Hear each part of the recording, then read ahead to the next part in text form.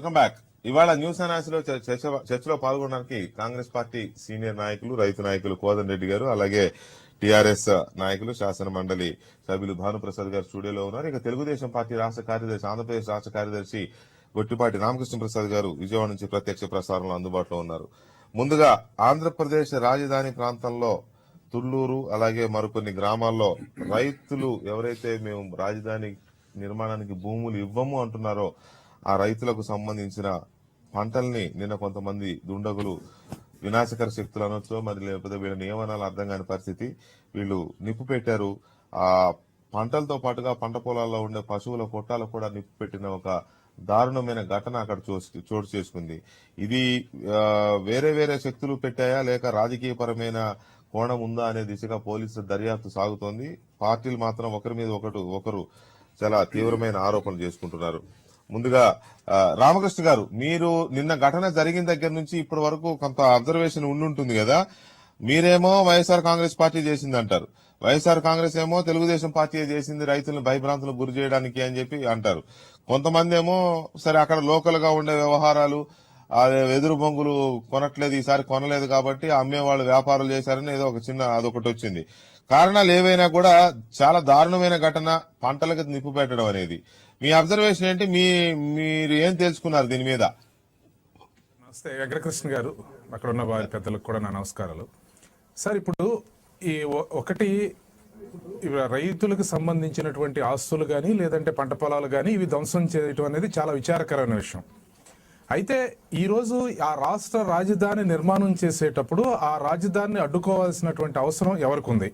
అంటే అది ఒక ఆకతాయితనంగా చేసే పనా, లేదు దాన్ని కావాలని రెచ్చగొట్టడం చేసేదా అనేది ఒకటి. ఈరోజు ఉన్న ఏదో వైఎస్ఆర్ కాంగ్రెస్ పార్టీ నాయకులు మీరు చేశారు అని చెప్పని ఆయన మమ్మల్ని అంటున్నారంటే, ఒకసారి వాళ్ళు అర్థం చేసుకోవాల్సింది, రాష్ట్ర రాజధానిని నిర్మించాలని చెప్పి నిర్ణయం తీసుకుంది తెలుగుదేశం పార్టీ ప్రభుత్వం. అక్కడ ఒక 5-6 గ్రామాల వారు ఒకవేళ వాళ్ళలో కొద్ది మంది ఎవరైనా వైఎస్ఆర్ కాంగ్రెస్ పార్టీకి చెందినటువంటి నాయకులకు ఉన్న పొలాల్లో లేదా ఎవరైనా కానీ వ్యతిరేకించుతూ ఉంటే వాళ్ళని కన్విన్స్ చేయడానికో లేదా వాళ్ళకి పథకాన్ని ఇవ్వడానికో లేదంటే తెలుగుదేశం ప్రభుత్వానికి, అదే ఏ ప్రభుత్వానికైనా చట్టం చేయడానికి అవకాశం ఉంటుంది. అది భూమిని సమీకరించడానికో భూ సేకరణ చేయడానికో ఆకతాయి పని చేయాల్సిన అవసరం ఎవరికి ఉంటుందండి? దాన్ని ఎవరైతే అడ్డుకోవాలనుకుంటా ఉన్నారో, ఎవరైతే అల్లరి చేయాలని ప్రభుత్వాన్ని భావిస్తా ఉన్నారో వారికే ఆ విధమైనటువంటి అవసరం ఉంటుంది. ఈ రోజు ఆ విధంగా చూస్తే ఈ రోజు వైఎస్ఆర్ కాంగ్రెస్ పార్టీనే దోషిగా కనపడతా ఉంటుంది. ఎందుకంటే వారికే అవసరం ఉన్నట్టుగా కనపడతా ఉంది. మొదటి నుంచి అక్కడ రాజధాని విషయంపై రాద్ధాంతం చేస్తా ఉంది వాళ్ళ నాయకులు, వాళ్ళ కార్యకర్తలు.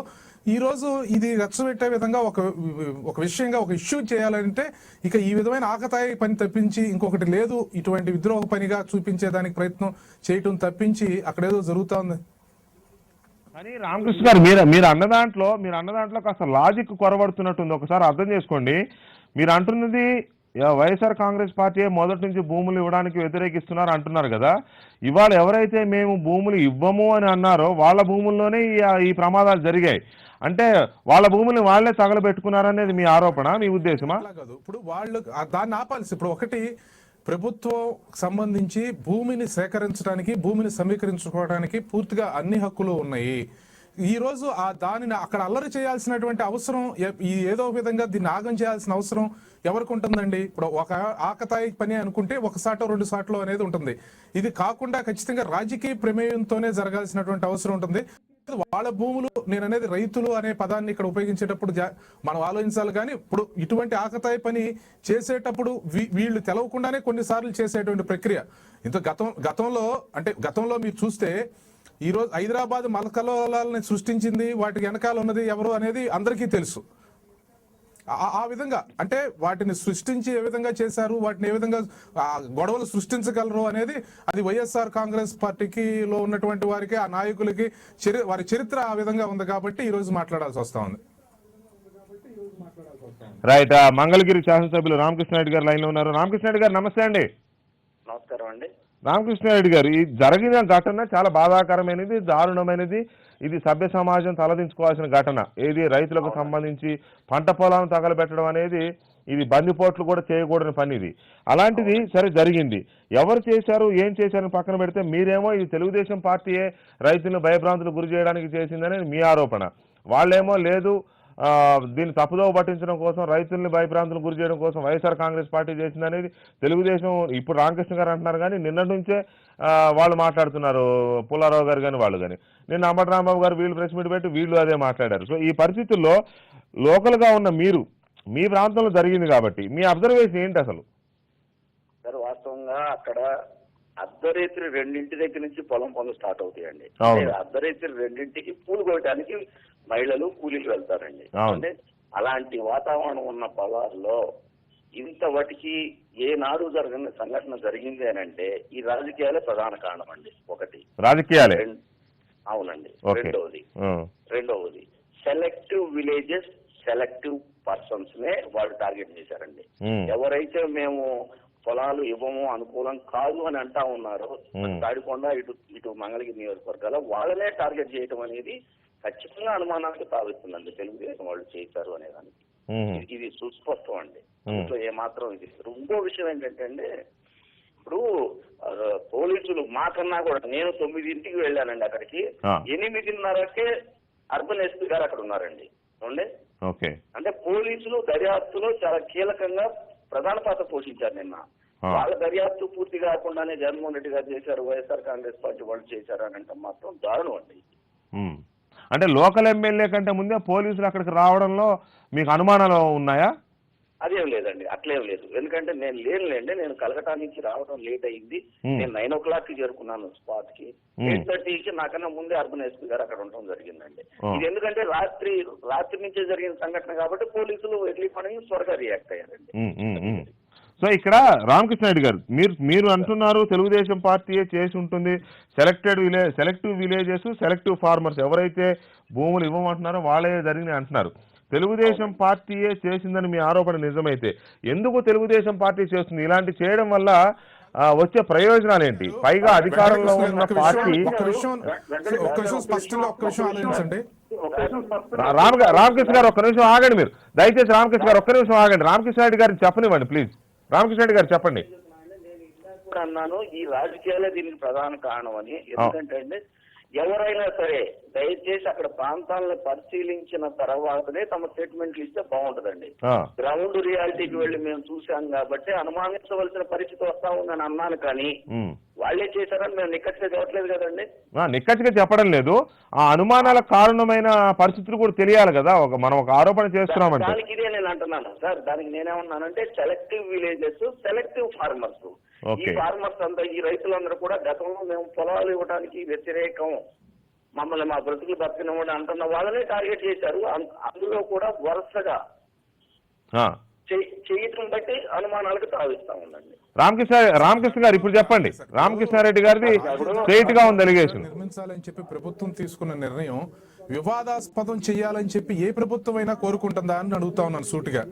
దానికి ఈరోజు అక్కడ ఉన్నటువంటి పాకలను లేదన్నా పంట పొలాలను తగలబెడటం ద్వారా ఆ ప్రాంతాల్లో వాటిని రాజధాని నిర్మించుకోవచ్చు అని చెప్పి ఏ ప్రభుత్వం అయినా భావిస్తుందా అని అడుగుతున్నాను. చట్ట ప్రకారం చేయడానికి అన్ని హక్కులు కలిగినటువంటి ప్రభుత్వం ఈ విధంగా చట్టాన్ని ఉల్లంఘించి లేదంటే ఇంకో విధంగానో ఇంకో ప్రభుత్వమో పార్టీనో ఎందుకు చేస్తుందని అడుగుతున్నాను. అక్కడ గందరగోళం సృష్టించాలి అనే ప్రయత్నించే వ్యక్తులు, అటువంటి పార్టీలో అటువంటి రాజకీయాలు చేసే వారికి మాత్రమే అవసరం ఉంటుంది అని అంటున్నాను. రైట్, ఒక్క నిమిషం మీ ఇద్దరు ఒక్క నిమిషం దయచేసి లైన్లో ఉండండి. కోదండరెడ్డి గారు ఉన్నారు ఇక్కడ, సీనియర్ కాంగ్రెస్ నాయకులు, రైతు నాయకులు కూడా. కోదండరెడ్డి గారు, చాలా హేయమైన చర్య. రైతులు భూములు ఇవ్వడం ఇవ్వకపోవడం వాళ్ళ ఇష్టాయిష్టాలు బట్టి ఉంటుంది. ఒకవేళ మరీ అంత ఇది లేకపోతే ప్రభుత్వం చట్టాలు ప్రయోగించడం అది వేరే కార్యక్రమం. ఇక్కడ రామకృష్ణారెడ్డి గారు చెప్పింది కరెక్ట్. ఎవరైతే భూములు ఇవ్వము అని అంటున్నారో వాళ్ళ భూముల్లోనే ఈ అగ్ని ప్రమాదాలు జరిగాయి, ఈ దాడులు జరిగాయి. అయితే ఇక్కడ మూడో కోణం కూడా ఉంది. వాళ్ళు ఎవ్రీ ఇయర్ కొన్ని వెదురు బొంగులు తీసుకొచ్చి అరటి బాదులకు పెడతారట. ఈసారి బొంగులు కొనలేదు కాబట్టి బొంగు వ్యాపారులు కూడా చేశారు అనే ఒక కోణం మీద ఉంది, కానీ ఎందుకు అది నమ్మశక్యంగా లేదు. రామకృష్ణారెడ్డి గారు చెప్పినట్టుగా ఇందులో రాజకీయాలే ప్రధానంగా కనబడుతున్నాయి అనేది ఆయన అబ్జర్వేషన్. అది ఎందుకో నిజంగానే కనబడుతూ ఉంది, సెలెక్టివ్గా జరిగాయి కాబట్టి. ఇంత దారుణమైన ఘటనని మీరు ఎలా చూస్తున్నారు? ఇప్పుడు మంగళగిరి ఎమ్మెల్యే గారు చెప్పిన విషయం, మంగళగిరి ప్రాంతంలో బాగా సారవంతమైన భూములు ఒకటి, రెండవది ఎక్స్పోర్ట్ క్వాలిటీ పంటలు కూడా పండిస్తారు. నాకు తెలిసి కరేపాకు అక్కడ ఎక్స్పోర్ట్ అవుతుంది. మొత్తం ఆంధ్రప్రదేశ్లో కరివేపాకు బాగా పండించేది మంగళగిరి ప్రాంతం. అదేవిధంగా అరటి తోటలు ఇవన్నీ కాలబెట్టిన చాలా ఫేమస్. అవును. అయితే రైతులు మొదటి నుంచి కూడా ఆ పార్టీ ఈ పార్టీ కాదు, ఏ పార్టీకి చెందిన వాళ్ళైనా రైతులు మా పంట పొలాలు సారవంతమైన భూములు మేము ఇవ్వము అనే పద్ధతిలో వాళ్ళు అనేక సందర్భాల్లో చెప్పిన సందర్భం. అవును. అయితే ఇప్పుడు రామకృష్ణ గారు ఒక అధికార పార్టీలో నాయకుడు, ఆ విధంగా ఏకపక్షంగా ఒక ఆరోపణ చేయడం రైతుల విషయంలో ఇది మంచి పద్ధతి కాదు. మొదటి నుంచి కూడా అంటున్నది ఏమిటంటే ఇది రాజధాని నిర్మాణం విషయంలో, మరీ ప్రత్యేకంగా భూముల విషయంలో, భూముల సేకరణ విషయంలో అఖిలపక్ష సమావేశాలు పెట్టుకోవాలనేది అందరూ అంటున్నారు. ఏకాభిప్రాయం తీసుకోండి బాగున్నది. సరే, అక్కడక్కడ ప్రయత్నం చేసినారు, రైతులను సమీకరించారు, మాట్లాడినారు. కానీ అక్కడ కూడా చూస్తే రైతులు కోపంతో మాట్లాడిన సందర్భాలు, కుర్చీలు పారేసుకున్న సందర్భాలు కూడా మనం చూసినాం. నిన్న జరిగిన సంఘటన ఖచ్చితంగా ఇది చట్టాలను గౌరవించే ఏ ప్రభుత్వాలైనా, ఏ పార్టీలైనా, నిన్న జరిగిన సంఘటన ఇది ఎవరు కూడా క్షమించరాని విషయం. అన్నిటికంటే ముఖ్యంగా ఈ రోజు చూస్తే రెండూ ఒకేసారి కేంద్ర ప్రభుత్వం కూడా 22వ ఇది కూడా దీంట్లో ఏమిటంటే ఈ ప్రభుత్వం అవలంబించాల్సింది 100 సంవత్సరాల తర్వాత ఒక భూసేకరణ సమగ్రమైన చట్టం ఏర్పాటైంది, లోకసభలో అది ఆమోదం అయింది. ఆ చట్టము పరిధిలో మనం భూసేకరణ చేయాలనేది ఇంతవరకు చంద్రబాబు నాయుడు గారు కానీ ఇంకోరు కానీ ఎక్కడ కూడా మాట్లాడిన సందర్భాలు. సేకరణ పక్కన పెట్టారు కదా, సమీకరణ పదం పెట్టుకున్నారు. అదే ఇప్పుడు ఈ సమీకరణ అంటే ఇప్పుడు దీనికి ఒక పద్ధతి ఉంటుందండి. మనం సారవంతమైన భూములన్నీ కూడా మనం క్యాపిటల్ సిటీ పేరుతో రియల్ ఎస్టేట్ వ్యాపారులనేమో మీరు వెనకేసుకుంటున్నారు, రాజకీయ నిర్ణయాలేమో సరిగ్గా జరగటం లేదు. రియల్ ఎస్టేట్ వ్యాపారస్తులంతా కూడా చాలా మంది ఇందులో రాజకీయ నాయకులు ఉన్నారు. వాళ్ళ విషయంలో ఎవరున్నారు, ఏమిటి, ఇది ఏం జరిగింది, ఒకరిపైన ఒకరు ఆరోపణలు చేసుకోవడం సరి అయింది కాదు. రామకృష్ణారెడ్డి గారు మాట్లాడిన దాంట్లో ఒక వాస్తవం ఉంది. ఏమిటంటే ఎవరైతే వ్యతిరేకించారో, మా భూములు ఇవ్వము అని అన్నారో, ఆయా ప్రాంతాలు వారు చెప్పడమే కాదు, నిన్నటి నుంచి టీవీలలో వస్తుంటే చూస్తుంటే ఏవైతే అభ్యంతరం చెప్పిండో ఆ భూములనే ఎన్నుకొని ఆ భూములనే తగలబెట్టడం. ఏ రైతు కూడా పంట పొలాలు తగలబెట్టడానికి తయారు కాడండి. పంట పొలం విషయంలో తల్లిగా చూసుకుంటాడు. తనకు ఎప్పుడు కూడా దేశానికి అన్నం పెట్టే రైతు ఆ అఘాయిత్యం చేయడు. కొన్ని సందర్భాల్లో ఆ విధంగా కూడా. అదే సమయంలో రాజకీయ పార్టీలు కూడా మరి ఇంత దిగజారి పంటలు తగలబెట్టే పరిస్థితి ఉంటుందంటారా? ఉండదు. ఇప్పుడు అందుకే ఎంక్వైరీ స్టేజ్లో రామకృష్ణ గారు మాట్లాడడం సరి అయింది కాదు. ఎంక్వైరీ జరుగుతూ ఉంది, పోలీస్ ఆఫీసర్లు వెళ్ళిండ్రు, అది బయటికి రానియండి. ఒక అరటి చెట్టు మీదనైతే ఒక చిత్రము చెక్కారట. ఇట్లాంటివన్నీ చూస్తూ ఉంటే దీని వెనకాల ఏదో ఉన్నట్టుగానే పోలీసులు అనుమానపడుతున్నారు. మొదలైతే ప్రభుత్వం, ముఖ్యమంత్రి గారి పైన బాధ్యత ఉంది. ఇది సెలెక్టెడ్ భూములపైన ఈ దురాగతం జరిగింది కాబట్టి దీన్ని సమగ్రమైన ఎంక్వైరీ జరగక మొదలే రామకృష్ణ గారు కానీ లేకపోతే ఆ ప్రభుత్వానికి సంబంధించిన నాయకులు కానీ ఈ విధంగా ఇష్యూను పక్కదోవ పట్టించే రకంగా. వారు ఇంకొక మాట అన్నారు, హైదరాబాదు నగరం ఇవన్నీ ఏమవుతుందంటే అది సమస్యను ఉద్దేశపూర్వకంగా ప్రభుత్వంలో ఉన్న అధికార పార్టీ వాళ్ళే తప్పుదోవ పట్టించడానికి ఒక పార్టీ పైన నెపం పెట్టి అది తప్పించుకోవడానికి ప్రయత్నం చేస్తున్నారు. మొదటి నుంచి కూడా ప్రభుత్వం చేస్తున్న ప్రయత్నాలలో ఎవరండి కమిటీలో ఉన్నది? అందరూ వ్యాపారస్తులే ఉన్నారు. ఆ కమిటీలో రాజకీయ నాయకులే. భానుప్రసాద్ గారు, ఇవాళ భూసేకరణ విషయంలో తలెత్తుతున్న వివాదాలు కానీ రాజకీయాలు, మనం ఆ పార్టీ చేశారు ఈ పార్టీ చేశారు మనం అనట్లే, ఎవరిని ఆరోపణ చేయట్లా, వాళ్ళు ఆరోపణలు చేసుకుంటున్నారు. సరే, నిజమెంత అబద్ధం ఎంత విచారణ తేలుతుంది, చూద్దాం ఏం జరుగుతుందో. కానీ అక్కడ మాత్రం కొంత అన్రెస్ట్ అయితే ఉంది. భూసేకరణ లేదా రాజధాని ప్రకటన జరిగిన దగ్గర నుంచి కూడా భూములు ఆక్రమించుకోవడం, లేదా ఎంతో కొంతగా లాగేసుకోవాలి, కొనేసుకోవాలి, అమ్మేసుకోవాలి, ఇట్లాంటివి జరుగుతూ ఉన్నాయి. ఇవాళ పంట పొలాలను తగలబెట్టిన ఈ దుష్టశక్తులు అన్నాం, మన పార్టీలు రాజకీయాలు కాకుండా దుష్టశక్తులు రేపు పొద్దున మనుషులను కూడా చంపేస్తారేమో, రైతులను కూడా చంపేస్తారేమో తీసుకెళ్ళి. అంతకు బరి తెగించిన ఆశ్చర్యపోవాల్సిన పని లేదు. మీకేమనిపిస్తుంది? గత 15-20 సంవత్సరాలుగా చూస్తే ఈ కల్చర్ కొంత రాయలసీమ ప్రాంతంలో తర్వాత నిమ్మ చెట్లు నరికేయడం, సంబంధించిన వాళ్ళ గ్రూప్ కు సంబంధించిన తోటలు నరికేయటము, పంటల్ని నాశనం చేయటము, ఇది ఆ ప్రాంతంలో ఉన్నటువంటి ఒక కల్చర్ అంటే వాళ్ళ ఆదాయ వనరుల్ని నరికేయడం, దెబ్బతీయటం, దెబ్బతీయడం. వాళ్ళు మళ్ళీ ముందుకు పోకుండా కోల్పోకుండా. ఆర్థికంగా పురోగతి చెందకుండా Correct, చేసేటువంటి correct. బాగా కల్చర్ అనేటువంటి అక్కడ కొంత ఉంది. ఆ కర్నూలు, అనంతపురం, అనంతపురం, కడప, ఆ కడప, ఏరియాలో చిత్తూరు ఆ చూస్తాం. ప్రాంతాల్లో చిత్తూరు అటు చూసేవాళ్ళం. ప్రాంతాల్లో మనం చూసేవాళ్ళం. అవును. అయితే ఈ గుంటూరు ప్రాంతం, ఈ పర్టికులర్ ఈ ప్రాంతంలో ఇంత ముందు మనం ఎప్పుడు కూడా ఇలాంటి చూడలేదు. ఇటువంటి సంఘటనలు చూడలేదు గతంలో. అవును. అది ఇక్కడ ఏంటంటే వీళ్ళు రైతులు అక్కడ సస్యశ్యామలమైనటువంటి ప్రాంతం, అది రైతులకి మంచి పంటలు పండుతున్నటువంటిది కాబట్టి ఆ రకమైనటువంటి ఫ్యాక్షనిజంకి తావులేనటువంటి ప్రాంతం ఇది. అదే మీకు మళ్ళీ గుంటూరు జిల్లాలో పల్నాడు ఏరియాకి వచ్చేప్పటికి అక్కడ కొంత ఉంది, కానీ ఈ ప్రాంతంలో లేదు. అవును.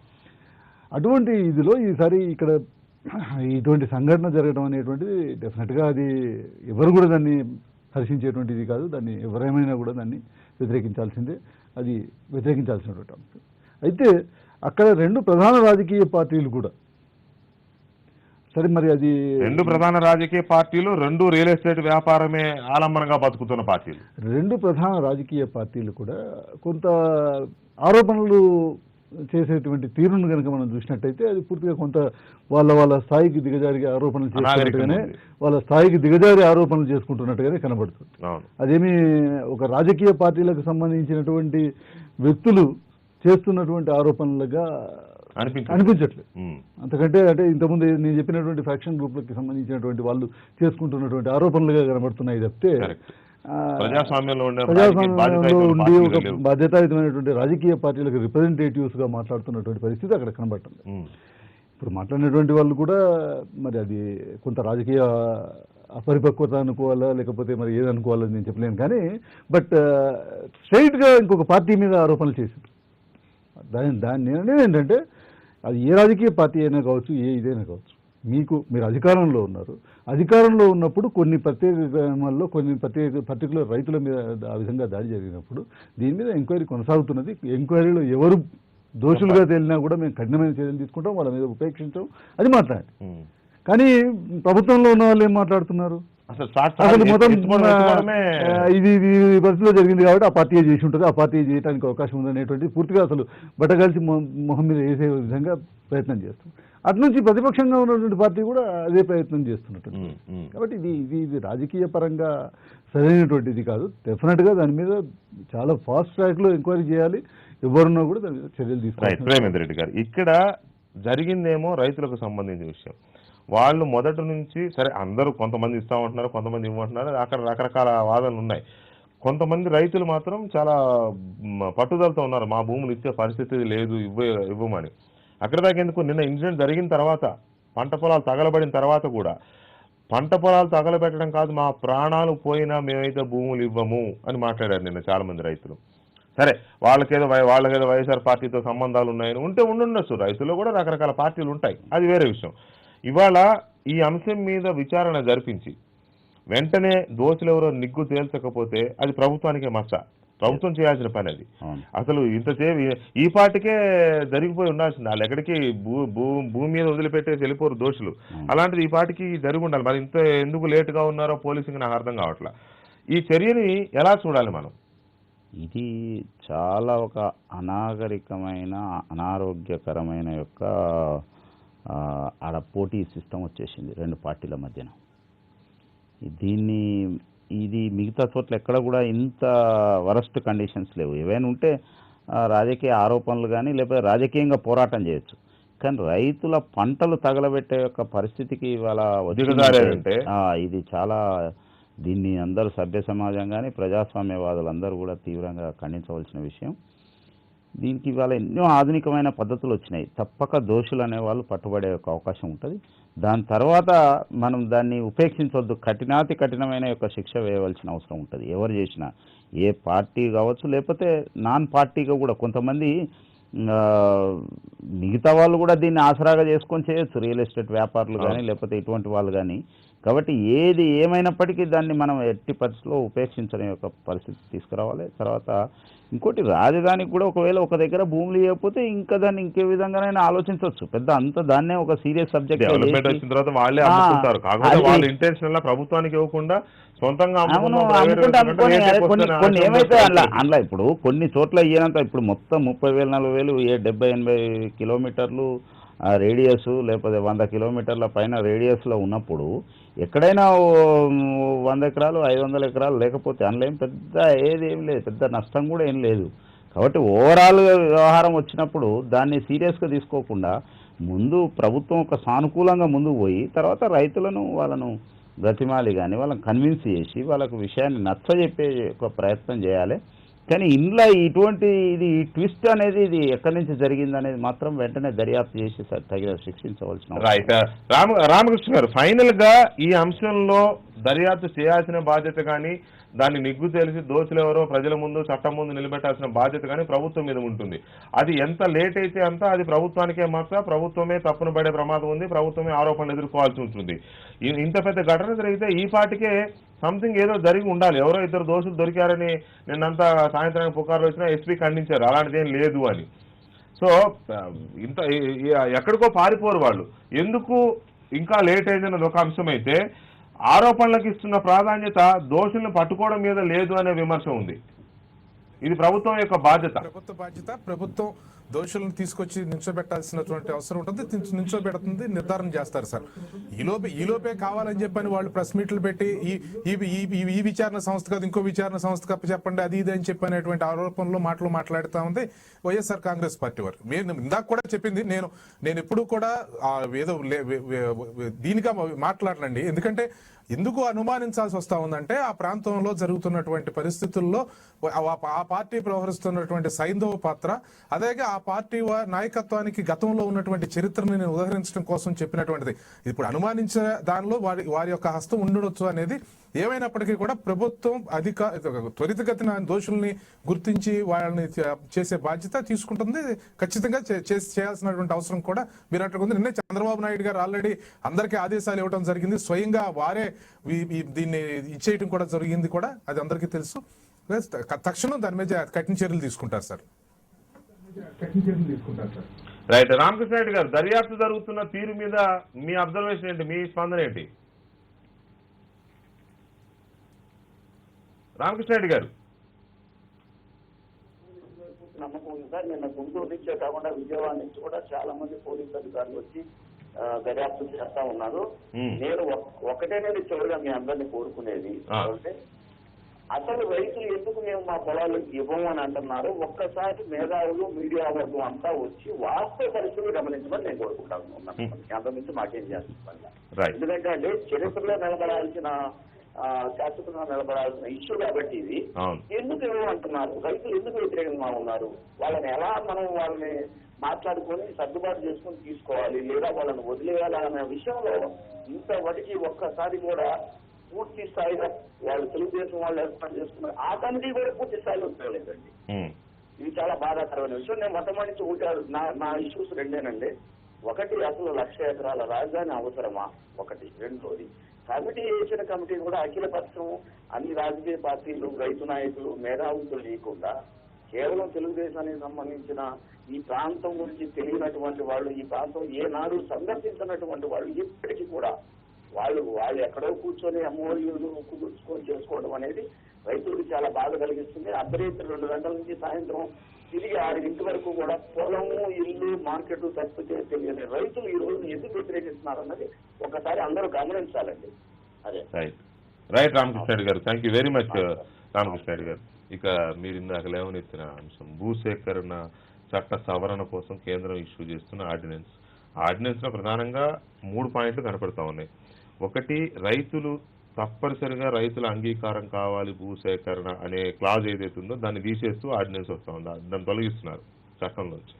రెండోది, బహుళ పంటల సాగు చేసే భూములను కూడా ప్రభుత్వం తీసుకోవచ్చు అక్కడ కొన్ని అవసరాల కోసం చెప్పారు. అక్కడ గ్రామీణ మౌలిక వసతుల అభివృద్ధి, పారిశ్రామిక అభివృద్ధి, లేకపోతే పట్టణ మౌలిక వసతుల అభివృద్ధి కోసం ప్రభుత్వం అవసరమని భావిస్తే బహుళ పంటలు సాగు చేస్తున్న భూములను కూడా తీసుకోవచ్చు.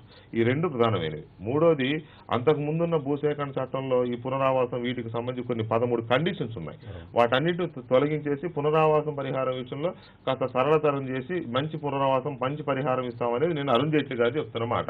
ఇప్పుడు చెప్పండి, ఈ సవరణ అనేది ఎందుకు వస్తుంది? చూడండి, ఇది ముఖ్యంగా ఇప్పుడున్న కేంద్ర ప్రభుత్వానికి అపారమైన బలం ఇచ్చింది. అవును, పెద్ద మెజారిటీ ఇచ్చారు. ఫుల్ స్ట్రెంత్ ఉంది. ఫుల్ స్ట్రెంత్ ఉంది. 22 తారీఖు వరకు పార్లమెంట్ నడిచింది. ఒకవేళ నిజంగానే దేశం లేకపోతే పరిశ్రమలు వీటి విషయంలో ఈ ప్రభుత్వానికి అంతే కృతనిశ్చయం ఉంటే పార్లమెంట్లోనే ఈ సవరణలు తీసుకురావాల్సింది. జరిగింది. మూడవ విషయం ఏంటంటే ప్రధాన ప్రతిపక్షం యూపీఏ ప్రభుత్వం ఉన్నప్పుడు బీజేపీ ప్రధాన ప్రతిపక్షం కూడా అంతే బలంగా ఈ చట్టాన్ని ఒప్పుకున్నది. రైతుల విషయంలో మనం ఎక్కడ కూడా కాంప్రమైజ్ కావద్దు. 70% రైతులు, 80% రైతులు. ప్రభుత్వ పరంగా ఏదైనా ప్రాజెక్టులకు అవసరం ఉంటే 70% రైతుల ఆమోదం తీసుకోవాలని, లేకపోతే ప్రైవేటు వాళ్ళకి ఏదైనా ఇండస్ట్రీస్ పర్పస్ వస్తే 80% తీసుకోవాలనేది దీనికి ఆనాడు భారతీయ జనతా పార్టీ ప్రతిపక్ష పార్టీ ఒప్పుకున్నది. అందుకంటే ముఖ్యంగా విచారకరమైన విషయం ఏమిటంటే ఇక్కడ ప్రైవేటు ప్రభుత్వం కలిసి చేసే ప్రాజెక్టుల విషయంలోనే ఇదంతా జరుగుతూ ఉంది. ఇది అంటే ఎవరికి అనుకూలం అన్నట్టు ఇప్పుడు ఈ ప్రభుత్వం ఏం చెబుతుంది? రైతులకు అనుకూలమా, పారిశ్రామికవేత్తలకు అనుకూలమా? భూమి అవసరమా వాళ్ళకు అనుకూలం. అది రెండవది. ఇక్కడ అప్పుడు కూడా దాదాపుగా ఇది ఎప్పుడో బ్రిటిష్ కాలం నాటి చట్టాన్ని, సమగ్రమైన చట్టం ఎప్పుడు భారతదేశంలో రాలేదు, రాష్ట్రంలో కూడా తీసుకురాలేదు. ఎప్పటికప్పుడు అమెండ్మెంట్ చేసుకుంటూ వస్తున్నారు కంపన్సేషన్ విషయంలో. ఈవెన్ బిహెచ్ఈఎల్ ఇట్లాంటి పబ్లిక్ ప్రాజెక్టులు కూడా వచ్చినప్పుడు కూడా అమెండ్మెంట్ చేసుకుంటూ వచ్చారు. కానీ ఇక్కడ సమగ్రమైన చట్టం అన్ని పార్టీల వాళ్ళు బాగా లోతుగా చర్చించిన తర్వాత ఆమోదం తెలిపితే మొన్న 22 తేదీ లోపలనే మీరు సవరణ ఆర్డినెన్స్ ద్వారా తీసుకొచ్చిండ్రు అని అంటే ఇది రైతులను పూర్తిగా దగా చేయడానికి అంత హడావుడిగా రావాల్సిన అవసరం లేదు. రెండవది, ఇందులో ఒక మాట అన్నారు, ఇంత డీటెయిల్గా మీరు మాట్లాడితే రైతుల ప్రయోజనాల విషయంలో కంపన్సేషన్ కానీ, రీహాబిలిటేషన్ కానీ, మరొకటి కానీ వివరంగా జైట్లీ గారు నిన్న ఎందుకు చెప్పలేదు? అందువల్ల ఈ ప్రభుత్వం మొదటి నుంచి కూడా మీరు ఇదివరకు కూడా చర్చ జరిగింది, ఎన్నికల కంటే ముందు కూడా ప్రచార సందర్భంలో కూడా ఈ అనుమానం వచ్చింది. మోదీ గారు పారిశ్రామికవేత్తలకు అనుకూలంగా నిర్ణయాలు తీసుకుంటాడు, వాళ్ళ సపోర్ట్ ఉంది అనేది మనం అనుమానపడ్డాం. ఆ అనుమానం అతి తొందరగా అతి అనతి కాలంలో ప్రధానమైన వ్యవసాయ రంగాన్ని రైతులను దెబ్బతీసే విధంగా ఆనాడు లోకసభలో ఆమోదం తెలిపి రాజ్యసభలో ఆమోదం తెలిపిన ఇంత మంచి చట్టానికి ఆర్డినెన్స్ ద్వారా రైతును దెబ్బతీసే రకంగా తీసుకోవడం అనేది ఇది నిజంగా భారతదేశ చరిత్రలో ఏహ్యమైన నిర్ణయం. ఇది మంచి పద్ధతి కాదు. ఇది అక్కడ చూస్తే కానీ ఆ పార్టీకి మద్దతిస్తున్న తెలుగుదేశం పార్టీ ఆంధ్రప్రదేశ్లో తీసుకుంటున్న చర్యలు కానీ ఇవి రెండు కూడా ఎట్లా ఉన్నాయంటే ఇద్దరు కూడా ఈ రెండు ప్రభుత్వాలు కూడా రైతు వ్యతిరేక పార్టీలు ప్రభుత్వాలు అనేది చెప్పకనే చెప్తా ఉన్నారు. రైట్, రేవంత్ రెడ్డి గారు ఎందుకు ఈ రకమైన వ్యవహారం? ఇప్పుడు కోదండరెడ్డి గారు పెద్దలు వారు రైతుల గురించి ఏది చెప్పినా మనం అంగీకరించవలసిన విషయం ఉంది. ఎందుకంటే వారు చాలా సంవత్సరాల నుంచి రైతు నాయకునిగా ఉన్నారు. కానీ రాజకీయ ఉద్దేశం ఇక్కడ ఈ ప్రభుత్వం ఆ ప్రభుత్వం రెండు రైతులకు వ్యతిరేకం ఏ ప్రభుత్వమైనా ఎందుకు ఉంటుంది? అసలు రైతులను విస్మరించి ఏ ప్రభుత్వమైనా నిలబడుతుందా? ఇవాళ పక్కా రైతుల యొక్క పక్షపాత ప్రభుత్వం నరేంద్ర మోడీ ప్రభుత్వం. రైతుల గురించి, పేద ప్రజల గురించి ఆలోచన చేస్తుంది. మీరు ఇవాళ ఆ రోజున పార్లమెంట్లో చట్టం తీసుకొచ్చినప్పుడు భారతీయ జనతా పార్టీ దాని సవరణలు కూడా కోరింది. కొన్ని మీరు అంగీకరించారు, కొన్ని అంగీకరించలేదు. కానీ ఒక బ్రాడ్ దీంతో ఆ రోజు సపోర్ట్ చేసింది. కానీ మీరేం చేస్తున్నారు? ప్రతిదానికి లోకసభలో పాస్ అయితే రాజ్యసభలో అడ్డేస్తున్నారు. 6 పార్టీలు కలిసి మీరంతా కావాలని చేస్తున్నారు. ఇటువంటి దశలో ఎన్ని వేల కోట్ల రూపాయల ప్రాజెక్టులు ఆగిపోయినాయి. ఎందుకు ఆగిపోయినాయి అనేది ఆ చట్టం వచ్చిన తర్వాత చూసిన పరిస్థితులలో రాజ్యాంగానికి 120, 130 పైన సవరణలు చేశారు. ఒక చట్టం చేస్తే ఆ చట్టానికి సవరణలే చేయొద్దా? తర్వాత రాష్ట్రాలతోని స్పష్టంగా అనేక సంప్రదింపుల తర్వాత రాష్ట్ర ప్రభుత్వాలు కూడా మా ప్రాజెక్టులు ముందుకు పోతలేవు, ఆగిపోయినాయి, ఇక్కడ దీన్ని విషయంలో ఆలోచించవలసిన అవసరం ఉంది అనేది కేంద్రానికి కూడా విజ్ఞప్తి చేసిన తర్వాత ఇవాళ తీసుకొచ్చిన ఒక చట్టం. కరెక్టే, మీరు అన్న దాంట్లో ఒక పాయింట్ ఉంది. రాజ్యాంగాన్ని సవరించుకున్న మనం చట్టాన్ని సవరించుకున్న తప్పేంటి అనే దాంట్లో సరే ఆమోదించవచ్చు, నేను కాదట్లా. కానీ రైతుల ఆమోదమే, రైతుల అంగీకారమే అక్కర్లేదు. పారిశ్రామిక కారిడార్లు, గ్రామీణ మౌలిక వసతులు, రక్షణ ప్రాజెక్టుల భూసేకరణ కోసం రైతుల ఆమోదమే అక్కర్లేదు అనే స్థాయిలోకి వెళ్తే అంటే ఇప్పుడు ఇంచుమించు అదే ఇప్పుడు దానికి దీనికి తేడా ఏం లేదు. అంటే నేను అనేది ఇప్పుడే మనం మీరే లాగేసుకోండి, ప్రాథమిక వార్తలతో మనం కొద్దిగా దాని మీద ప్రాథమిక వార్తలు అదే చెప్తున్నా. అరుణ్ జైట్లీ గారు టోటల్ గా మనం ఇప్పుడు ఆ సవరణ చేసిన యొక్క ప్రతులు బయటికి వస్తే కానీ మనకు స్పష్టంగా అర్థం కాదు. ఇవాళ కొన్ని హైలైట్ అయినాయి అందులో విషయాలు. రైతులకు అత్యంత మంచి యొక్క ప్యాకేజ్ ఇవ్వాలనే విషయంలో ఇవాళ నరేంద్ర మోడీ గారి ప్రభుత్వం కట్టుబడి ఉంది.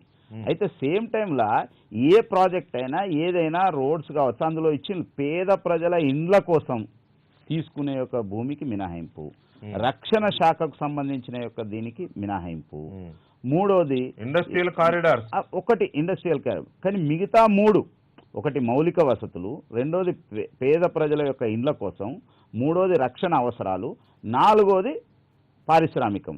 ఈ వీటిలలో మీరు పారిశ్రామిక దాని విషయంలో ఒకటే ఇబ్బందికరమైనది, మిగతా అయితే అన్ని చేయవలసిందే.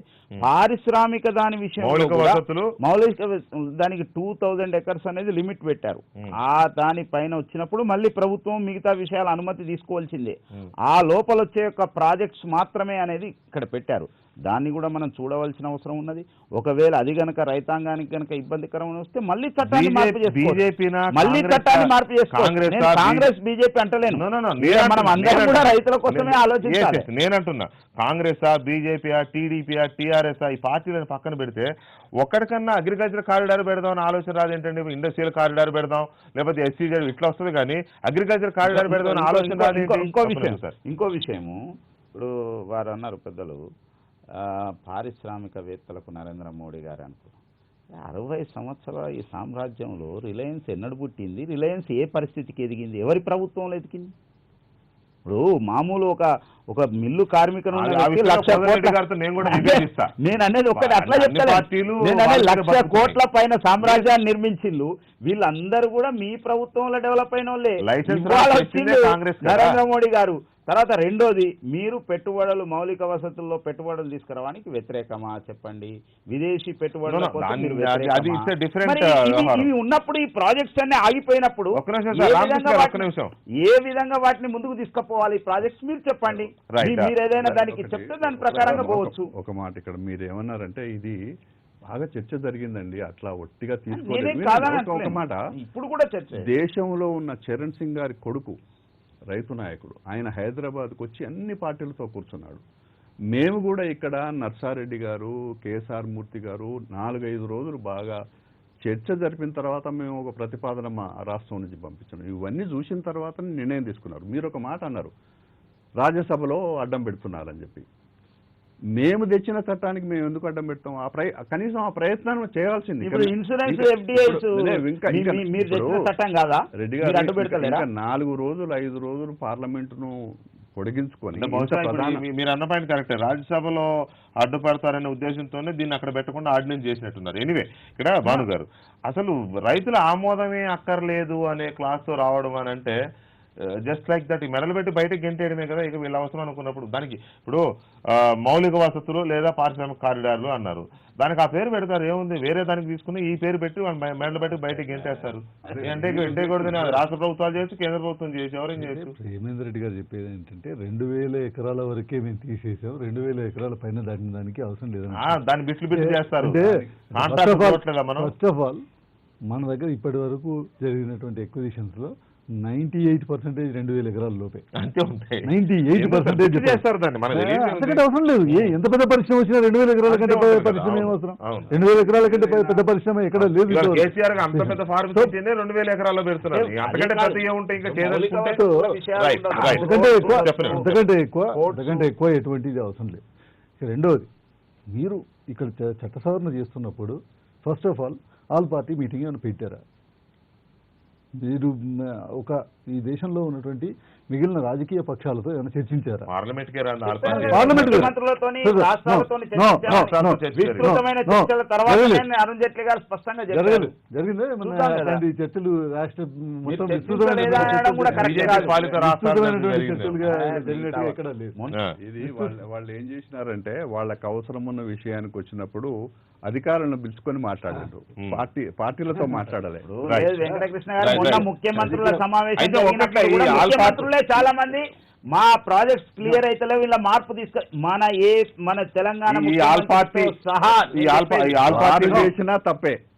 వారు చేసిన- కాబట్టి వారు ఒప్పుకున్న కాబట్టి తప్పే. వాళ్ళందరూ కూడా కోరారు. మనం Right, చూసాం, right. పత్రికల్లో Okay. చూసాం. ఒకటి ఈ ఆల్ పార్టీ మీటింగ్ అనేది మీకు మంచిగా అనిపిస్తుంది, పెట్టాలి నిజమే, కానీ ఆల్ పార్టీ మీటింగ్ అనేది ఫార్స్ అయిపోయింది.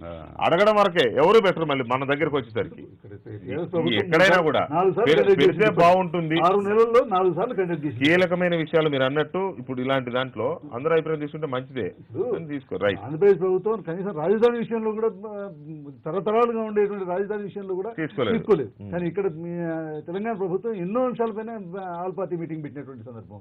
కానీ రెండో ఇదికి వచ్చినట్టయితే ఇక్కడ ఎక్కడైతే గ్రీన్ ఏరియాస్ కింద ఉన్నటువంటి ప్రాంతాల్లో దానికి అన్ని అక్విజిషన్ చేయడానికి కూడా అవసరం లేదు అనేటువంటిది కూడా దీంట్లో అనుమతి అవసరం లేదు. అనుమతి అవసరం బహుళ పంటలు సాగు చేసే భూములు కూడా తీసుకోవచ్చు. అంటే బహుళ పంటలు సాగు చేసేటువంటి భూమిని కూడా తీసుకోవచ్చు, దానికి కూడా ఇది అవసరం లేదు. ఎప్పుడు కనీసం దానికి ఏమైనా ఆల్టర్నేట్ పెట్టారా? ఎక్కడైతే అవైలబిలిటీ లేదో అది తప్ప వేరే ఆల్టర్నేట్ లేదో అటువంటి పరిస్థితుల్లో ఏమైనా పెట్టారా? అటువంటిది కూడా లేదు. ఇంకా గత్యంతరం లేనటువంటి పరిస్థితుల్లో ఒకవేళ అక్కడ వేరే మెట్ట ప్రాంతానికి సంబంధించినటువంటి భూములు కానీ వేరే పోడు భూములు కానీ లేనటువంటి దగ్గర మేము దీనికి వస్తాము అనేటువంటి ఇదిలో ఉంటే అది వేరే విషయం. అటువంటిది కూడా లేదు. రెడ్డి గారు ఒక్కటి మీరు గ్రహించాలి ఏంటంటే జైట్లీ గారు ఆయన క్యాబినెట్ మంత్రి, చాలా ముఖ్య నాయకుడు. వారు ప్రెస్కు చెప్పేటప్పుడు రైతుల హక్కు విషయంలో ఎక్కడ స్పష్టత లేదు. ఆ బిల్లులో స్పష్టత ఉంది.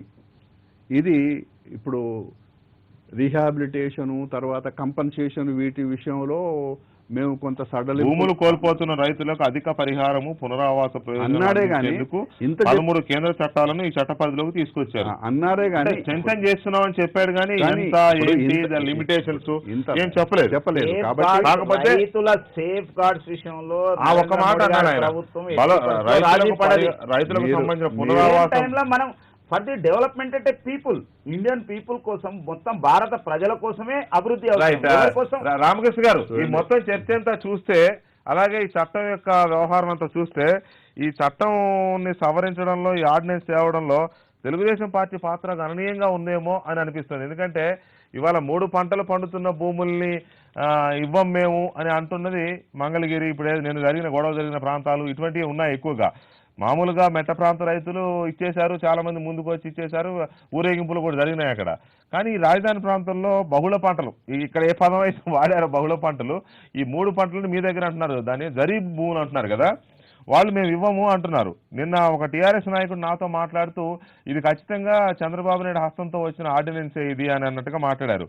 పారిశ్రామిక కారిడార్లు మీ కొత్త రాజధానికి అవసరం, ప్రభుత్వ ప్రైవేటు భాగస్వామ్య ప్రాజెక్టులు మీ కొత్త రాజధానికి అవసరం, గ్రామీణ మౌలిక వసతులు మీ కొత్త రాజధానికి అవసరం, పేదలకు ఉద్దేశించిన గృహ నిర్మాణ ప్రాజెక్టులు మీ కొత్త రాజధానికి అవసరం, రక్షణ అవసరాలకు ఉద్దేశించిన ప్రాజెక్టులు కొత్త రాజధానికి అవసరం.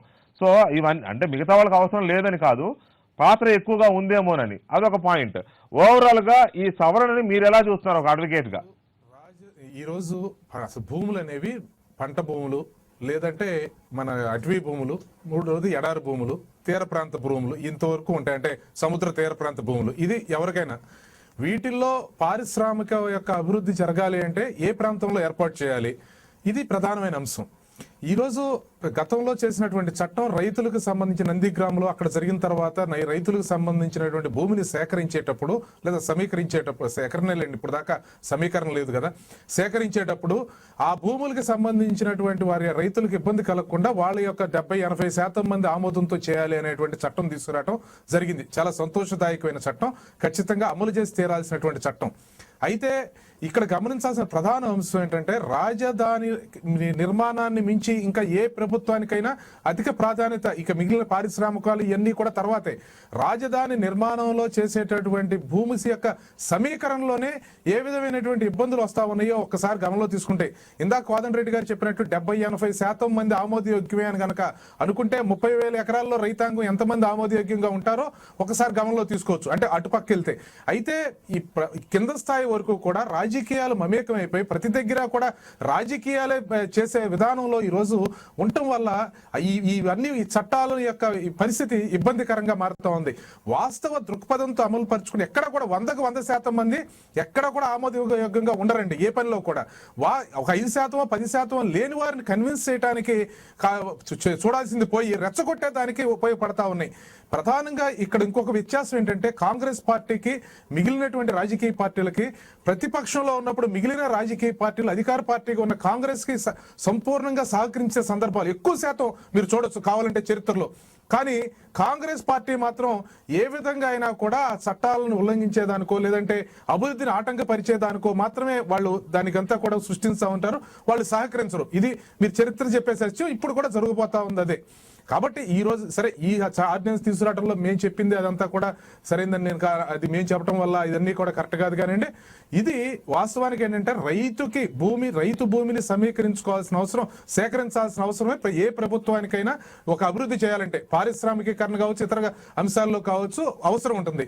అయితే ఆ రైతు భూమికి సంబంధించినటువంటి ఒక్క నిమిషమే సార్, ఆ రైతుకి సంబంధించిన భూమి విలువ పడిపోకుండా, మార్కెట్ విలువ తగ్గకుండా, అతనికి అసంతృప్తి గురి కాకుండా చూస్తే ప్రభుత్వాలు ప్రధానంగా ఆ నిర్ణయం తీసుకుంటే అంతవరకు ఆత్మతృప్తి పొందే అవకాశాలు 100-90% మంది రైతులు ఉంటారు సార్. ఒక్క మాట రామకృష్ణ గారు నేను గుర్తు చేస్తా ఉన్నా, చంద్రబాబు నాయుడు గారు న్యూ ఎమ్మెల్యే క్వార్టర్స్లో నిరసన దీక్ష చేసినారు 9 రోజులు. చేస్తే మొత్తం భారతదేశంలో ఉన్న ప్రతిపక్ష పార్టీలన్నీ కూడా హైదరాబాద్కు వచ్చినాయి, వామపక్ష పార్టీలు కూడా. నేను రైతుల గురించి నా ప్రాణమైనా ఇస్తానన్నాడు. వారు అధికారానికి వచ్చిండ్రు. మీరు దయచేసి ఒక్క మాట గుర్తు చేసుకోండి, ప్రతిపక్షంలో ఉన్నప్పుడు ఒక రకంగా, అధికారానికి వచ్చిన తర్వాత మరొక రకంగా చేయొద్దు. దయచేసి మీకు రిక్వెస్ట్ చేస్తున్నది ఏంటంటే రైతుల గోడును కూడా వినండి, ఏకపక్ష నిర్ణయాలు తీసుకోకండి. క్యాపిటల్ సిటీ పేరుతో సారవంతమైన భూములు రైతులు వద్దన్నప్పుడు ఆ 70%, 80% ఒకవేళ పక్కన అనుకుంటే మీరు రైతులతో మాట్లాడండి, పార్టీలతో మాట్లాడండి. కోదండరెడ్డి గారు మీరు ఇంకా మాట్లాడండి అంటున్నారు ఏంటంటే, చట్టం వచ్చేస్తే బహుళ పంటల సాగు చేసే భూముల విషయంలో అనుమతి అవసరం లేదని చెప్పింది. ఇంకా మాట్లాడడం ఇది మీరు నిజంగానే రైట్ పాయింట్ లేవనెత్తింది. ఎందుకంటే చంద్రబాబు నాయుడు గారు ఇంకా అవసరమైతే వెంకయ్య నాయుడు గారి ప్రెషర్ కూడా ఉండుంటుంది. ఎవరిది ఉందనేది నాకు తెలియదు, ఎందుకంటే రెండింటికి లాజిక్ ఉంది. ఇప్పుడు ఇదే రోజు ఇది రావడము, నిన్న జరగడము, ఈ వారం 10 రోజుల నుంచి జరుగుతున్న తర్జన భర్జన, ఇవన్నీ ఒత్తిడి తీసుకొచ్చి ఈ రకంగా ఆర్డినెన్స్ తీసుకొచ్చిండ్రు అనేది బలంగా కేంద్రం మీద ఎంత ప్రభావం ఉందనేది చూపి అన్నిట్లలో ఉందండి, దేంట్లో లేదు. అటు వెంకయ్య నాయుడు గారు, ఇటు చంద్రబాబు నాయుడు గారు ప్రతి దేశాన్ని ప్రభావితం చేయగలుగుతున్న పరిస్థితిలో ఉన్నారు. రైట్, మనం ఇంకొక అంశంలోకి వెళితే రామకృష్ణ గారు, ఎంసెట్ గందరగోళం చాలా భయంకరంగా ఉందండి. ఎందుకంటే దాదాపు 2.5 లక్షలకు సంబంధించిన సీట్లు ఉంటాయి. తర్వాత లక్షల మంది ఇంటర్మీడియట్ చదివిన విద్యార్థులు ఎంసెట్ రాస్తారు. మొన్నటికి మొన్న ఇంటర్మీడియట్ పరీక్షలు మీరు పెడతారా మేము పెడతామని తిట్టుకున్నప్పుడు ఇంటర్మీడియట్ వరకు విడివిడిగా పెడదాము, ఎంసెట్ కలిసి పెడదాం అనే ఒక దీంతో ఇంటర్మీడియట్ విరివిడిగా పెట్టాలని నిర్ణయం తీసుకున్నారు.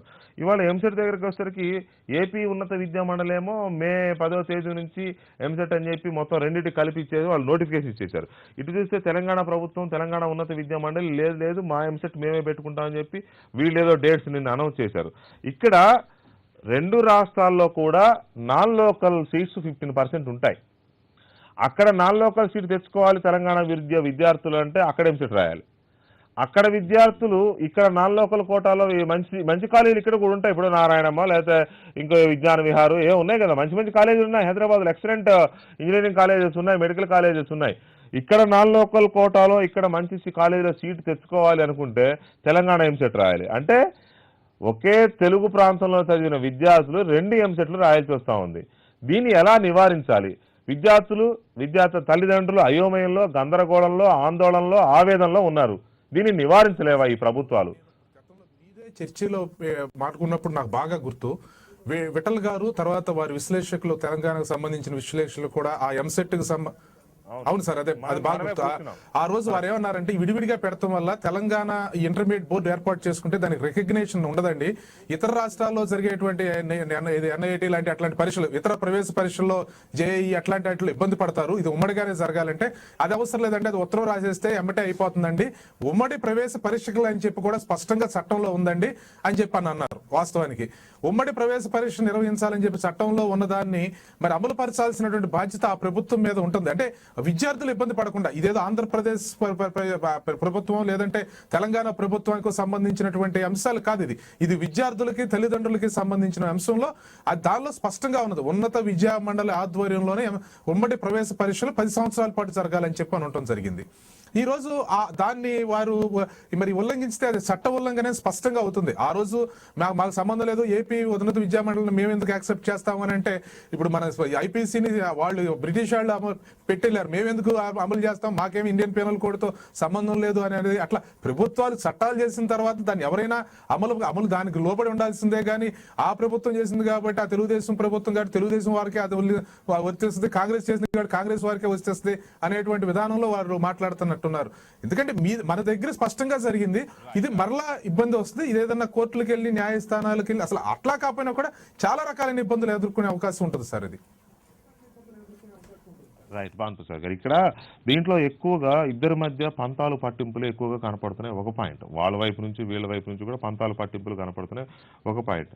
రెండోది, సరే ఎవరు పంతాలు ఎవరు పట్టింపులకు పోతారని పక్కన పెడితే తల్లిదండ్రుల గురించి, విద్యార్థుల గురించి ఇద్దరు పట్టించుకోలేని పరిస్థితి వచ్చింది. ఒకటి, ఈ 2 సెట్లు రాయాల్సి వస్తుంది విద్యార్థులు కొంతమంది, కొన్ని కాలేజీల విషయంలో సీటు పొందాలి అనుకున్నప్పుడు. రెండోది, వెయిటేజ్ ఉంది. ఎంసెట్కి ఇంటర్ వెయిటేజ్ ఉంది, 25% వెయిటేజ్ ఉంది. దాన్ని కూడా దృష్టిలో పెట్టుకొని అప్పుడు అన్నారు ఎంసెట్ కంబైన్డ్గా పెడదాం, ఇంటర్ వరకు విడివిడిగా పెడదామని. మళ్ళీ వచ్చేసరికి మరి ఎవరు మమ్మల్ని కనీసం సంప్రదించకుండా వాళ్ళు నోటిఫికేషన్ ఇచ్చేశారనే కోపం వీళ్ళకి వచ్చిందా, లేకపోతే మరి వీళ్ళని అడిగేది ఏంటని వాళ్ళు అనుకున్నారు. కారణం ఏంటో తెలియదు కానీ సెపరేట్ అన్నారు. ఇది చాలా దారుణమైన విద్యార్థుల విషయంలో జరుగుతున్న ఒక అన్యాయమే. దీన్ని ఎలా సవరించుకోవాలి? మొట్టమొదటిగా 10th షెడ్యూల్లో చెప్పినటువంటి ఇది ఏం చెప్పారంటే, ఇక్కడ ఉన్నటువంటి సంస్థలు, తెలంగాణలో ఉన్నటువంటి సంస్థలు ఒకవేళ 2 రాష్ట్రాలకు సంబంధించినటువంటి ఇది ఉన్నప్పుడు ఇక్కడ ఉన్నటువంటి సంస్థలు ఈ రాష్ట్రమే కండక్ట్ చేయాలి. ఆ రాష్ట్రానికి పక్క రాష్ట్రం పరీక్షలకు సంబంధించి మీరు అన్నది ఆ రాష్ట్రానికి ప్రవేశాలు, ఇప్పుడు ఎంసెట్ అనేది ప్రవేశాలు, పరీక్షలే ప్రవేశాల కోసం. ప్రవేశం ఇస్ డిఫరెంట్. ప్రవేశం అనేటువంటిది కౌన్సిలింగ్ ఆంధ్రాలో ఎంసెట్ రాసిన వాడికి తెలంగాణ కాలేజీలో కౌన్సిలింగ్ చేస్తారండి. నేను అదే చెప్తున్నాను మీకు, వినండి. నేను అనేది ఏంటంటే, ఎగ్జామ్ అనేటువంటిది తెలంగాణ రాష్ట్ర ప్రభుత్వం ఉమ్మడిగా కండక్ట్ చేయాలి. కండక్ట్ చేసి దాని కౌన్సిలింగ్ అనేటువంటిది నిర్వహించడం జరుగుతుంది. దానికి ఆంధ్రప్రదేశ్ ప్రభుత్వానికి ఛార్జ్ చేయాలి, కన్సల్టెన్సీ ఛార్జెస్ కింద ఛార్జ్ చేయాలి. అది చట్టం చెప్తున్నటువంటి. కానీ వాళ్ళు ఏకపక్షంగా నిర్ణయం తీసుకుని ఎంసెట్ కండక్ట్ చేస్తామని నిర్ణయం తీసుకుంటే అది ఎవరి తప్పండి? ఇక్కడ చట్టం ఏం చెప్పిందంటే, చట్టం ఏం చెప్పింది స్పష్టంగా చెప్పింది. రీఆర్గనైజేషన్ బిల్లో ఎంత జాగ్రత్తలు తీసుకున్నారు అని అంటే, ఇక్కడ ఉన్నటువంటి ఇన్స్టిట్యూషన్స్ని ఆ రాష్ట్రానికి కూడా అవసరం అవుతుందేమో రేపొద్దున సర్వీసెస్ ఇక్కడ ఉన్నటువంటి ఇన్స్టిట్యూషన్స్. అటువంటి సందర్భంలో ఆ రాష్ట్రం ఇక్కడ ఉన్నటువంటి ఇన్స్టిట్యూషన్స్కి సర్వీస్ ఛార్జెస్ పే చేయాలనేది. దాన్ని అధిగమించి వాళ్ళు నియమించుకుని, ఇక్కడ ఉన్నటువంటి NAC కూడా చైర్మన్ నియమించుకుని, ఇక్కడ ఉన్నటువంటి ఇది కూడా అంటే ఒకవైపు పట్టుదలలో పంతాలైతే కనపడుతున్నాయి ఇద్దరి మధ్య. ఒకటైతే వాస్తవం సార్, అదైతే కనపడుతోంది. ఒక ఫ్లోర్, ఒకే బిల్డింగ్ 2 ఫ్లోర్లు, 5 ఫ్లోర్లు ఒక ఉన్నత విద్యా మండలి, కింద ఊళ్ళో ఒక విద్యా మండలి. ఒక మెట్లు ఎక్కితే ఆయన కిందికి దిగిన అయిపోతుంది, ఈయన పైకి ఎక్కిన అయిపోతుంది. ఎవరు దిగరు, ఎవరు పాటించాల్సినటువంటి అవసరం ఉంటుందండి. గొడవ లేదు. మరి ఇప్పుడు రామకృష్ణ గారు ఏం చెప్పారు? IPC గురించి చెప్తున్నారు, బ్రిటిషర్స్ గురించి. అంటే మీరు బ్రిటిషర్స్ తో పోల్చుకుంటున్నారా మిమ్మల్ని? మీరు ఏం అంటే నేనేది కొద్దిగా దానికి కూడా మీరు ఆలోచన చేసుకోండి. మిమ్మల్ని మీరు బ్రిటిషర్స్గా మీరు పోల్చుకు మేమైతే అనట్లేదు, మీరే అనుకుంటున్నారు. ఇప్పుడు IPC వాళ్ళు బ్రిటిషర్స్ ఇప్పుడు మిమ్మల్ని మీరు బ్రిటిషర్స్గా మీరు భావిస్తే కనుక మాకేం అభ్యంతరం లేదు. మీ వ్యవహారం అదే విధంగా ఉంది, మీ వ్యవహార శైలి అదే విధంగా ఉంది. కానీ మీరు దాన్ని ఒప్పుకుంటామని అంటే మేము కాదన్నాం. పోల్చుకున్నారు. ఇక ఆ విషయాల్లోకి వెళ్ళదలుచుకుంటే చాలా విషయాలు మాట్లాడతాను. నేను ఇక్కడ స్పష్టంగా మాట్లాడదలిచింది మీకు ఇక్కడ స్పష్టంగా నేనేం చెప్పదలిచింది పోల్చుకోలేదు. విద్యార్థులని నేనేం పోల్చుకోలేదు. నష్టపరిచే ఎప్పుడు విధంగా నిజాంతో మీరు పోల్చుకోలేదు. ప్రవర్తిస్తా ఉన్నారు. మీరు నిజాంతో పోల్చుకున్నారు. మీరు ఏం మాట్లాడతారు? నిరంకుశమైనటువంటి నిజాం పాలన తీసుకొస్తామని చెప్పుకున్నారు మీరు. ఎప్పుడు నేను చెప్పింది పోల్చుకోలేదండి రామకృష్ణ గారు. మీరు తప్పుడు చేయకండి. చట్టాలను మీరు తయారు తప్పుడు చేసి చేయకండి. ఎవరైనప్పటికీ కూడా నిజాం ప్రభుత్వంలో కొన్ని మంచి పనులు కూడా జరిగాయని చెప్పాం.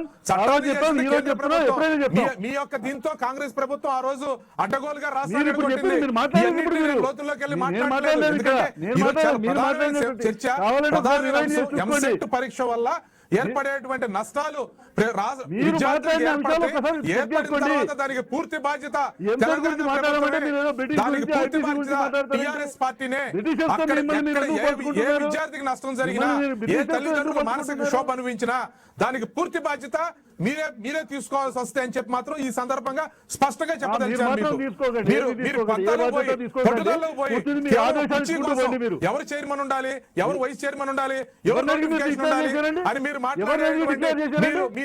ఏ రెండు విద్యార్థి రాష్ట్రాలు ఉన్నప్పుడు ఏ ఎవరిని అడిగి మీరు మానసిక డిక్లేర్ క్షోభ చేశారు? అనుభవించినా తెలంగాణ ప్రభుత్వమే పూర్తి బాధ్యత వహించాలి. ప్రత్యేకంగా టీఆర్ఎస్ పార్టీని పూర్తి బాధ్యత వహించాలి. మీరు చట్టంలో ఉన్నటువంటి అన్ని తెలంగాణ విద్యార్థులకి ఎవరికి నష్టం జరిగినా టీఆర్ఎస్ పార్టీ దానికి బాధ్యత తీసుకుంటుంది. తెలంగాణ విద్యార్థుల్లో ఏ విద్యార్థికి నష్టం జరిగినా ఇప్పుడు తీసుకున్నారా? టీఆర్ఎస్ పార్టీ బాధ్యత తీసుకుంటుంది. ఒకటి జరుగుతుంది మీరు తీసుకుంటాము. ఒకటి రైట్. ఒక్క నిమిషం రామకృష్ణ గారు, భాను గారు ఒక్క నిమిషం. ఇక్కడ క్లియర్ గా అర్థం అవుతుంది. మీరు బాధ్యత తీసుకోవాలంటే మీరు బాధ్యత తీసుకోవాలి. మీరు పంతానికి పోతున్నారు, మీరు ఆదేశాలు జారీ చేస్తారని వీళ్ళు, మీరు అసలు బాధ్యతాయుతంగా వ్యవహరించట్లేదు, బిల్లును వ్యతిరేకిస్తారని వాళ్ళు. ఇక్కడ ఎవరు వ్యతిరేకిస్తున్నారు ఎవరు అనేది పక్కన పెడితే ఈ లక్షల మంది పిల్లలు వాళ్ళ తల్లిదండ్రుల పరిస్థితి ఏంటి? ఇప్పుడు ఇక్కడ రామకృష్ణ గారు మీ ఇద్దరితో రిక్వెస్ట్, ఎందుకంటే మీరు అక్కడ ఇక్కడ ప్రభుత్వానికి ప్రాతినిధ్యం వహిస్తున్నారు. ఇట్లాంటి విషయాలు చాలా వచ్చినాయి. సరే చట్టం అయితే అయింది, చట్టంలో కొన్ని వెసులుబాట్లు చేసుకోవాల్సిన అవసరం ఉంది. 10 సంవత్సరాల పాటు కలిసి సంసారం చేయాల్సిన అవసరం కూడా ఉంది. అనేకమైన ఒక క్లిష్టమైన సమస్యలు వచ్చినప్పుడు గవర్నర్ గారే ఇద్దరు ముఖ్యమంత్రులను ఒక చోట కూర్చొని మాట్లాడినారు. మీరు నవ్వుకున్నారు, ఒకరి మీద ఒకరు చేతులు వేసుకున్నారు, మాట్లాడుకున్నారు, వాటేస్తున్నారు. ప్రజలకు ఏం సంకేతం ఇచ్చారు? మేము ఇద్దరం బాగానే ఉన్నాం, బాగానే ఉంటాము, ప్రజల వరకు అయితే బాగానే చేస్తామన్నారు. చేతలకు వచ్చేటప్పటికి ఏమైతుంది? సెంటిమెంట్ తో ఆడుకుంటున్నారు ఇద్దరు కూడా, గొడ్ల కత్తి పెట్టి తిరుగుతున్నారు. ఇది మంచిది కాదు. ముఖ్యమంత్రులు బాధ్యత గల ముఖ్యమంత్రి. దయచేసి మీతో రిక్వెస్ట్ ఏంటంటే ఇట్లాంటి సమస్యలు ఒక రోజుతో కాదండి. విద్య కానీ, వైద్యం కానీ, ఉద్యోగాలు కానీ అనేకమైన ఇబ్బందులు ఉన్నాయి. వాటిని సార్ట్అవుట్ చేసుకోవడానికి చట్టాన్నే పరిధులు పెట్టుకొని, చట్టమే ముందు పెట్టుకొని చేస్తామంటే కుదరదు. లేదు. వన్స్ ఫర్ ఆల్ ఇక్కడ నుంచి ఎవరు వాళ్ళే చేసుకుంటారా అది అనౌన్స్ చేసేసి వెళ్ళిపోండి. డైలమాలో పెట్టి పిల్లల్ని చంపకండి, దయచేసి పిల్లల తల్లిదండ్రులు హింసించకండి.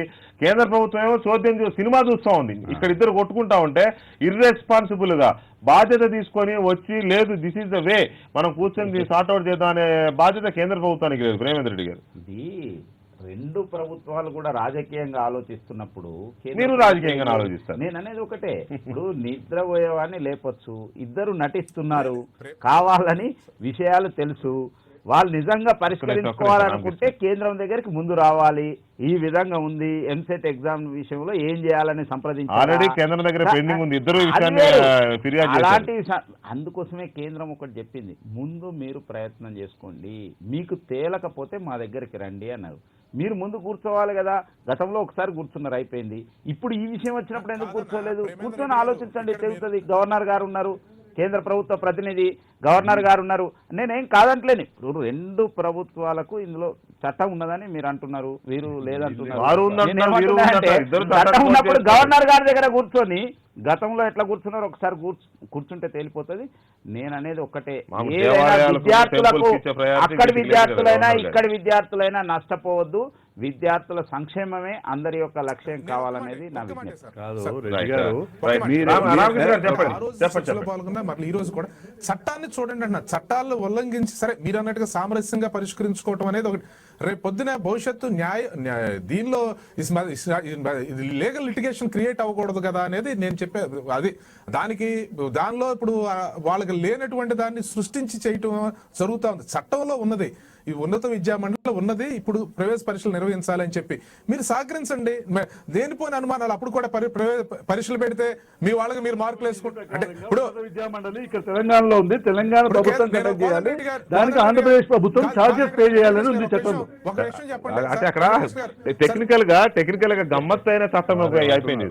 దాని పేరేమో ఆంధ్రప్రదేశ్ ఉన్నత విద్యా మండలి, అది ఉన్నదేమో తెలంగాణ రాజధాని హైదరాబాద్ నగరంలో ఉంది. భానుప్రసాద్ గారు ఏమంటారు, హైదరాబాద్ లో ఉంది కాబట్టి దాన్ని మేము నిర్వహించాలని వీళ్ళు అంటారు. లేదు లేదు, అది ఆంధ్రప్రదేశ్ ఉన్నత విద్యా మండలి కాబట్టి ఆంధ్రప్రదేశ్ అనే పేరుతో ఉంది కాబట్టి ఆంధ్రప్రదేశ్ ప్రభుత్వం నిర్వహించాలనేది వాళ్ళ వాదన. ఈ వాదన తీర్చాల్సింది ఎవరు అంటే అవసరమైతే కోర్టు తీర్చాలి లేదా కేంద్రం తీర్చాలి. ఎవరు తీరుతారో ఈ పిల్లల బాధలు ఎడిపోతే చూద్దాం. రామకృష్ణ గారు కాస్త మీలాంటి వాళ్ళు చొరవ తీసుకుని ఏదో ఒకటి తెలిస్తే బాగుంటుంది. Anyway thank you very much మాతో చర్చలో పాల్గొన్నందుకు. అలాగే ఈ రైతులకు సంబంధించిన పంటలు తగలబెట్టిన వాళ్ళెవరో పట్టుకొని నిగ్గు తేలిస్తే ప్రభుత్వం పరువు నిలబడుతుంది, ప్రతిపక్షాల ఆరోపణలకు అర్థం ఉంటుంది, అట్ ది సేమ్ టైం రైతులకు ఒక ధైర్యం వస్తుంది. ఆ విషయంలో మాత్రం ఎవరు వెనకడుగు వేసినా ప్రభుత్వం సరైన టైంలో దోషుల్ని శిక్షించకపోయినా అనుమానించాల్సిన అవసరం అయితే ఉంటుంది. Thank you very much Ramakrishna గారు అండ్ భాను గారు, కోదండ రెడ్డి గారు, ప్రేమేంద్ర రెడ్డి గారు, థ్యాంక్ యూ అండి. ఇది ఇవాళ అనాలిసిస్. మళ్ళీ రేపు కలుద్దాం.